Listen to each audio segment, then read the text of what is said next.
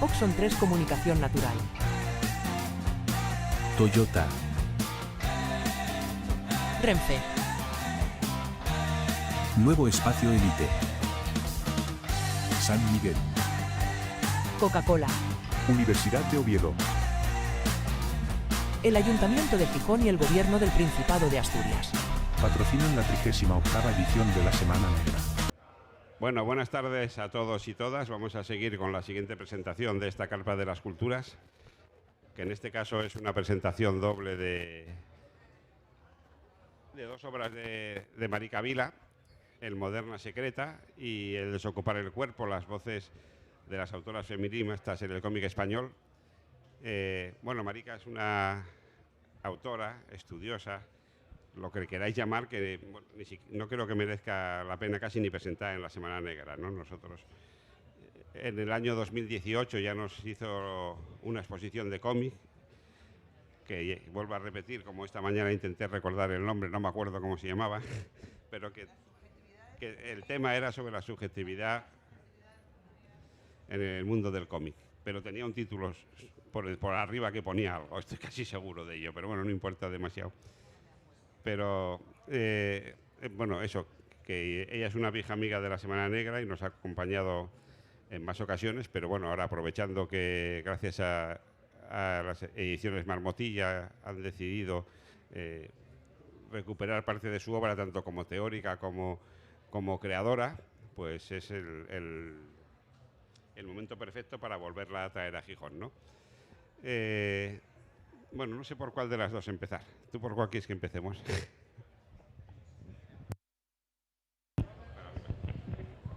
Empieza por el que quieras, pero, en fin, este es el del año pasado, bueno, ha salido en 2024 y este acaba de salir. Yo empezaría por este. Ahora tú, haz lo que quieras. Vale, pues entonces empezaremos por el otro. No, empezaremos por el otro porque... Lo he hecho a propósito. Ah, bien, y psicología inversa, es que me conoce perfectamente. ¿Por qué empezamos por el otro? Porque Marica, antes de ser estudiosa del medio, fue autora. Y entonces vamos a seguir el orden cronológico. Y esta recupera una de sus obras que editó en el Rambla pues hace 30 años o 35, ya no recuerdo cuántos exactamente, ¿no? Pero... y luego pasaremos ya al tema del estudio de tal, porque eso, como digo, ella fue creadora antes que estudiosa del medio, además de seguir siendo creadora.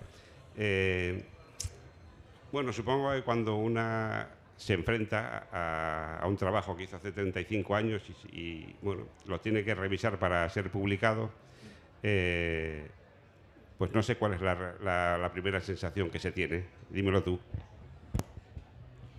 Bueno, es un cómic que para mí reúne la mayor parte de mi evolución.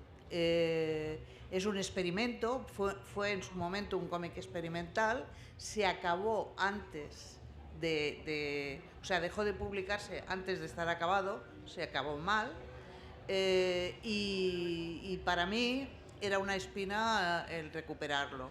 Por otra parte, en toda esta nueva etapa en la que a través de exposiciones he recuperado mi obra en conjunto, he ido revisando ya toda la obra y muchas cosas han sido absolutamente actuales, por lo tanto, y moderna, absolutamente. Yo creía que era bueno, me lo puse como obligación darlo a conocer, porque no ha sido conocido, nunca, aunque se publicó como revista, nunca llegó a tener la estructura de libro, ni estar completa.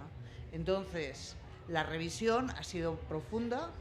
Lo que se ha cambiado de concepto en absoluto, de experimento tampoco, pero sí se han añadido cosas. Se han añadido cosas que lo ayudan a conformarse como un libro en la maquetación, por ejemplo, que aparece como un juego.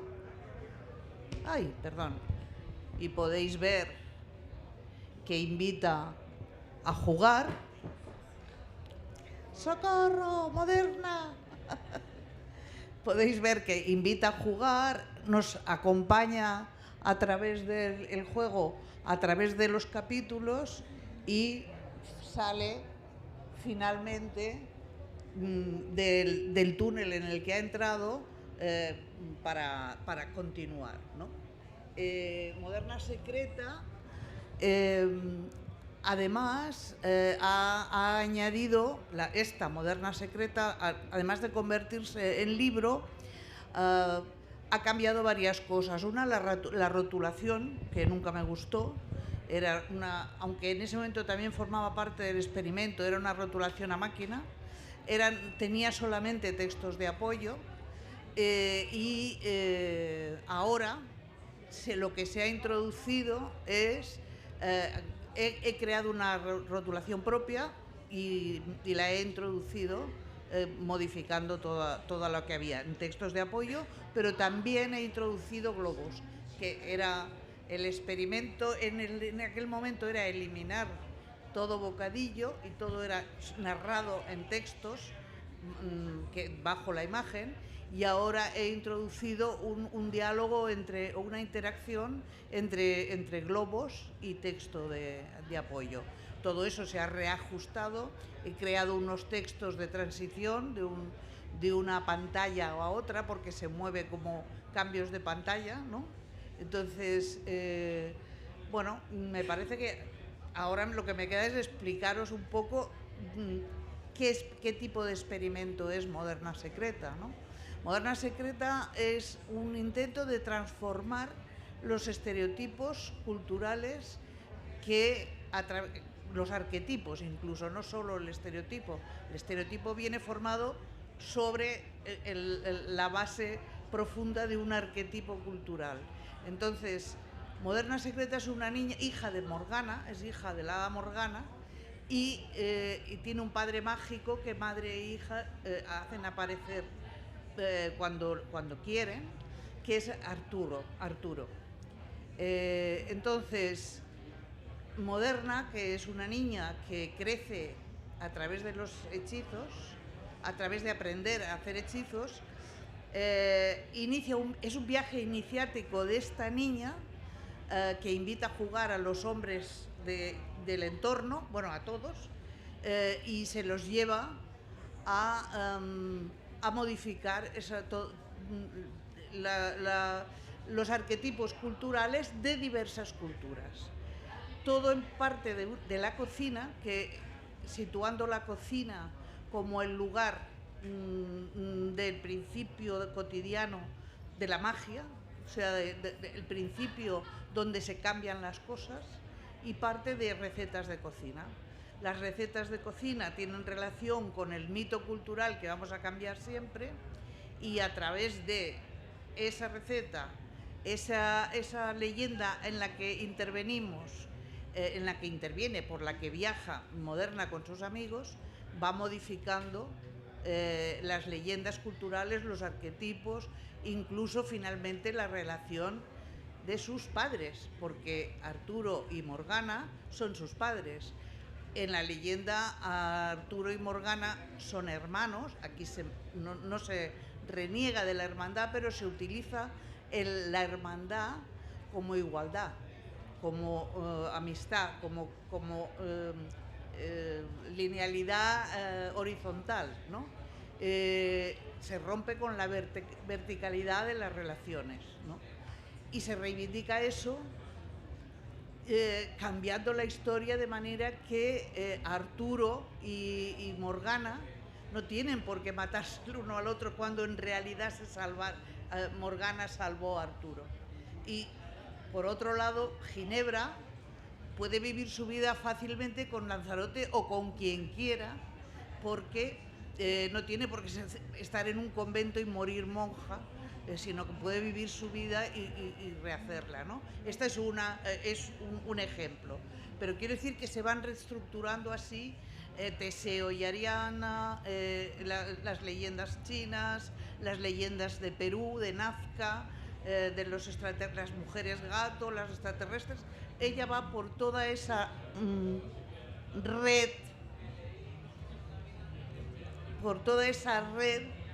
estelar por la que ese imaginario sitúa las leyendas y ella las va cambiando, y las va cambiando con sus amigos, que de entrada se han ido equivocando y van cambiando de físico. Aquí los que cambian del físico, a los que se les altera el físico desde las mujeres, es a los hombres. En el cómic normalmente a las mujeres somos construidas desde la mirada masculina. Pues aquí los hombres van cambiando de físico por obra de las mujeres, ¿no? Entonces, esa y muchas más cambios de estereotipos, lo que marca a Moderna. Y el experimento gráfico es que juegan diferentes, se interrelacionan diferentes grafías. Hay un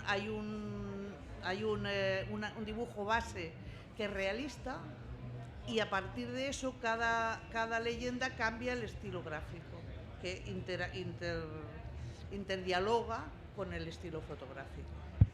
Y un poquito es la explicación. De hecho, lo que pretende es cambiar las relaciones, llamar a la reflexión de que los arquetipos, todos los tópicos, todos los estereotipos culturales que construyen nuestras diferencias son modificables, no responden a ningún dios ni a ninguna naturaleza, sino que son culturales. Todas las formas de relacionarnos, todas las formas de interpretar el mundo. Por lo tanto, podemos modificarlas, no estamos sujetos a ningún tipo de... por mucha fuerza que tenga la cultura la hacemos nosotros y la modificamos. Por lo tanto, podemos cambiar el mundo y podemos cambiarlo responsabilizándonos de qué tipo de relaciones creamos, ¿no? Y reivindicar la frescura de la inocencia libre, ¿no? Y al mismo tiempo la reflexión sobre ella, ¿no? Me he enrollado muchísimo porque no me cortas y claro, yo voy, dale que te pego. No, pero está muy bien explicado todo. Yo quería retrotraerme a los inicios, porque la primera versión de Moderna la hiciste en una cosa que se llamaba astronomía pirata.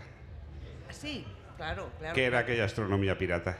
Astronomía pirata, bueno, yo, como supongo que muchos sabéis, he pertenecido a los primeros equipos vanguardistas que han luchado por cambiar el cómic y por modificar en qué había transformado la dictadura el lenguaje del cómic.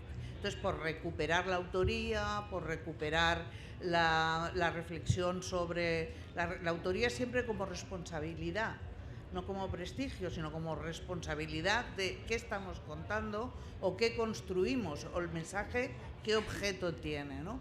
Eso es por lo que yo he luchado. Entonces, he pertenecido a diversos equipos. Al equipo Butifarra, que trabajábamos con los movimientos sociales en Barcelona de los barrios, y por otro lado con el colectivo de la historieta, que empezó a reivindicar en los orígenes del boom del cómic español. Creamos el Salón del Cómic de Barcelona. Bueno, estuvimos en todos esos trabajos. Un poco más adelante, en los años 80, surgió otro grupo que se llamó Astronomía Pirata, que era muy loco, muy moderno, y que jugaba mucho con la improvisación, con la sorpresa, y de este grupo, que trabajábamos juntos en un estudio, planteó Carmelo Hernando, que era fue el instigador, planteó hacer un libro. Tenía un editor que iba a sacar lo que hiciéramos, y planteó un libro que era improvisar guiones, o sea, vamos a hacer un libro. ¿Tú qué haces? Pues yo quiero contar pero historias absolutamente absurdas, locas. Cada uno escogió éramos la tripulación de la astronomía, nos hicimos un uniforme, bueno, en fin, si conocéis el libro de Astronomía Pirata, que se puede encontrar todavía por internet, veréis que hay una foto primera en la que está toda la tripulación con su uniforme, etcétera. Y la historia que yo hice, cada uno hicimos una historia. La historia que yo hice para ese primer libro fue hablando ese día, comiendo con Carmelo, que dijo, no, voy a fotografiar la comida. Hicimos una tortilla de patatas y empezó a fotografiar mientras estábamos haciendo. Y mira, perfecto.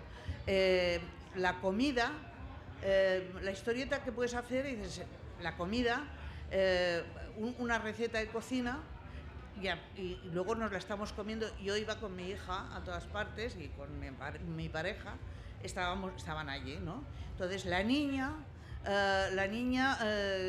crece, como eres un hada, el hada Morgana, y entonces, como es feminista, la niña envenena a todos los comensales. Digo, hombre, no, eso no es mi feminismo, eso no es mi estilo, ni es lo que a mí me parece que hay que hacer. Pero en cambio sí que podemos hacer girar la historia de Circe, que él decía, pues es Circe y los envenena. Digo, no, Circe no envenena. Y le cuento yo la historia de Circe y le digo, pero eso está bien, porque claro, Circe estaba sola en una isla porque la había castigado el hijo puta de Zeus, perdón por el taco, y digo, y la pobre estaba allí y todo Dios que pasaba se aprovechaba de sus servicios, los alimentaba, los trataba estupendamente bien, y entonces la dejaban, ya una vez satisfechos la dejaban. Entonces ella decidió, ¿cómo que se van? Pues los voy a retener, los transformo en cerdos, porque son unos cerdos, y que se queden aquí hasta que me hagan compañía, y entonces digo, mira, ese giro lo podríamos tomar y que fuera como un juego, ¿no? De la niña con los amigos. Hicimos esta cena, pero esta historia la hice yo en blanco y negro, sin dramas, nada más, puro, y se salió el libro y ya está. Pero yo me había enganchado con la historia, y como me había enganchado con la historia, empecé a leer, a documentarme, a buscar mitologías, que ya había leído porque me gustaba, pero ahí empecé ya a fondo. Y mientras tanto aparecía y sacamos la revista Rambla, y yo llegué en uno de los momentos fui la coordinadora de la revista, y sacamos Rampa también, que era una rama experimental. Entonces yo aquí me enrollé con todo lo que os he contado, o sea, me enrollé con seguir con las mitologías, con cambiar los estereotipos, con hablar del juego y reivindicar el juego como una actitud vital, pero el juego dentro de la reflexión y con un objetivo. Y por otro lado, el juego de las grafías, ¿no? O sea, cómo jugar con diversos estilos, que también forma parte de mi forma de trabajo. Tengo muchos estilos diversos, por lo tanto ahí jugué también con eso, buscando que cada grafía aportara algo, ¿no? Que hablara en la gliptoteca de Nazca, los dibujos de la gliptoteca de Nazca son los que cuentan la leyenda de Nazca. Entonces los dibujos antiguos de los libros de las leyendas chinas, unos dibujos que hay preciosos, esos son los que cuentan, bueno, hechos por mí, pero quiero decir que yo voy jugando con ese tipo de estilos, hablando con el mío o interactuando con el mío. Bien, haciendo todo esto, Carmelo dijo, yo quiero participar. Dijo, bueno, vale, pues enróllate, pero yo ya tenía el guión, era mío, todo era mío. Pero entonces él quiso participar y lo que hizo fue poner tramas, o sea, trabajamos juntos. Él a mi dibujo le puso tramas, por eso a partir de ese momento ya no era un blanco y negro puro, sino que había grises, y de cuando en cuando introdujo algún collage. Por ejemplo, hay un momento dado en el que hay el laberinto del Minotauro es una sección del cerebro, me lo imaginé así, imaginé que era el laberinto era una sección del cerebro, y donde está la amígdala es donde estaba el coso, o sea, el coso donde estaba encerrado el Minotauro, al que había que llegar a través del laberinto. Pero en el coso del Minotauro, pues el coso era la plaza de toros monumental, porque yo vivo al lado, entonces era mi coso.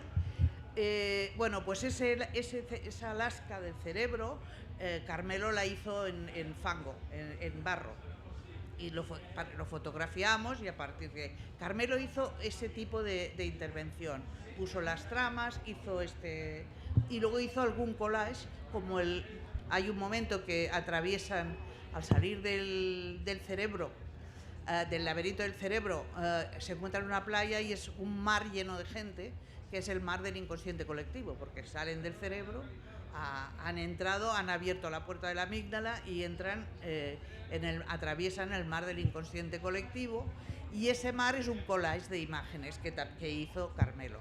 A partir de un momento que yo ya llevaba un año trabajando en esto, lo quise empezar a publicar en Rambla, porque era donde estaba trabajando. Entonces Carmelo no quería publicarlo en cómic, lo quería publicar como un libro, y como un libro de arte. Y entonces no quería publicarlo como cómic. Como yo me emperré, porque ya llevaba un año trabajando y quería, digo, no, yo lo quiero publicar, porque además estoy haciendo una revista, quiero salir en ella. Y entonces Carmelo dijo, pues yo me borro. Bueno, pues bórrate, pero como yo lo he hecho todo, pues sigo. Entonces a partir de aquí ya lo continué todo yo, y así se acabó en Rambla, pero se acabó antes de hora, y con varias dificultades que ya he contado, como el picado de máquina, que no fue el picado de máquina que yo quería, el corte antes de hora, que de repente lo tuve que acabar en una página. O sea, hubo una página, la página del capítulo final, que era el 7, resumía los 2 capítulos siguientes. Entonces era una cosa muy, muy rara. Ahora, cuando me propongo rehacerla, pues es subsanado todo esto, más añadir, pues exacto, pues la interacción entre los bocadillos, la maqueta que lo reunifica todo, los dibujos que se aportan, más un making of que explica cómo lo hicimos. Cómo lo hicimos fue muy divertido, porque cada capítulo repetíamos la historia, hacíamos la receta, la hacíamos, invitábamos a gente, según qué personajes iban a salir, hacíamos las fotos, nos corríamos una juerga, vamos, o sea, y a partir de eso pues montábamos toda la historia. Entonces en el libro tenéis el making of con las fotos algunas fotos de todo esto, dibujos inéditos, los 2 capítulos nuevos que los he dibujado el año pasado, o sea, el verano pasado dibujé estos 2 capítulos y remonté hice todo esto. Y gente maravillosa me quiso acompañar, como Norman, tenéis su texto maravilloso, como Iván Pintor, Viviana Larí o Quim Noguero, que es el editor de una revista catalana para la que también colaboro. Que sí, que es verdad que hablas mucho. Bueno, tenemos 5 minutos para hablar de desocupar el cuerpo. Bueno, eso ya es más tiene menos que explicar, porque ya lo sabéis más o menos, desocupar el cuerpo. En el cómic el cuerpo ha estado construido el cuerpo femenino ha estado construido en un ícono que no responde a las mujeres, sino a una mirada masculina que ha construido un cuerpo según sus necesidades de liberación. Y además se ha liberado en un momento dado. En otros momentos nos ha construido desde la represión, y en el momento de la transgresión y la liberación, y desde la izquierda y desde la ruptura, se ha liberado, pero se ha liberado sobre nuestro cuerpo como territorio de diálogo entre 2 hombres, ¿no? Entre 2 masculinos. Y las mujeres no nos hemos liberado ahí, ni nos ha liberado ni nos hemos liberado nosotras. En el cómic el cuerpo femenino ha sido un ícono absolutamente relacionado, identificable. El cómic va relacionado a un cuerpo de supermujer, a un cuerpo erótico, a todo este tipo de construcción. Pero en cambio la voz de las mujeres no aparece. Por lo tanto, es un cuerpo ocupado, sin voz. Es un cuerpo construido desde la mirada masculina y no tiene voz. Una de las teorías es que no habían mujeres, a las mujeres no les gustaba el cómic, todas son teorías falsas. Bien, yo como cuando empiezo a dibujar, voy a ir muy rápido, como cuando empiezo a dibujar me doy cuenta en un momento dado que todos los referentes, toda la gente a la que sigo, todos son masculinos, no hay un referente femenino. Empiezo a buscar y empiezo ya en ese momento. Hay un momento en el 78 en el que un editor nos publica, hace un especial Mujeres en Totem, y de repente descubro que está Trina Robbins, Chantal Montelier, Claire Bretécher, están en Francia haciendo cosas parecidas a las que hacemos Montse Clavé, Mariel y yo, o Laura, en ese momento aquí. Ahí pensamos, pues no estamos solas ni somos tan raras, porque en el mundo del cómic éramos los bichos raros, ¿no? A partir de ahí, ese mismo editor me pide un artículo en el que defina cómo la situación de las mujeres en el cómic o qué pasa, ¿no? Y yo escribo un artículo de la juventud, muy joven, desde la ingenuidad, pero ya desemboca aquí, porque en ese momento escribo un artículo que se llama Mujer, objeto y sujeto del cómic. Me doy cuenta de que somos un objeto, pero no somos sujeto. El cómic como sujeto nos expulsa.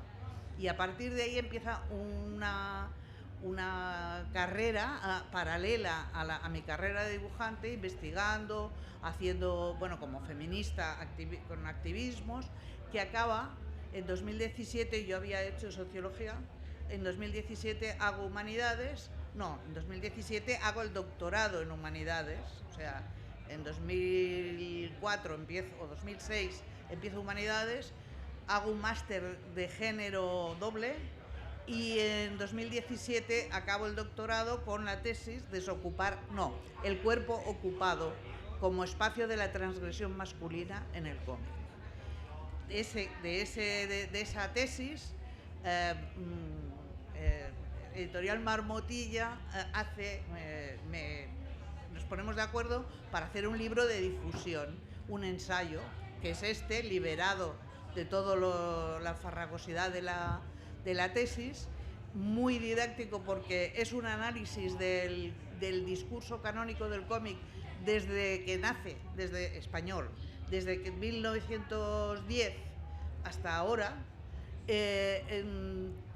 analizando por qué ha expulsado a las mujeres, si es verdad que no ha habido o sí que ha habido, cómo se ha tratado, qué es el dibujo masculino, qué es el dibujo femenino, si existe, que no existe, existe el dibujo y después existen conceptos culturales que dicen lo suave y frívolo es femenino y lo profundo y sesudo es masculino y es fuerte y es duro y está... Bueno, todo este análisis de ese discurso atraviesa toda la historia del cómic español, voy analizándolo, autores, ediciones, editores, mujeres, y en ese proceso van saliendo autoras, con lo cual también estoy haciendo una genealogía, un principio de genealogía de autoras.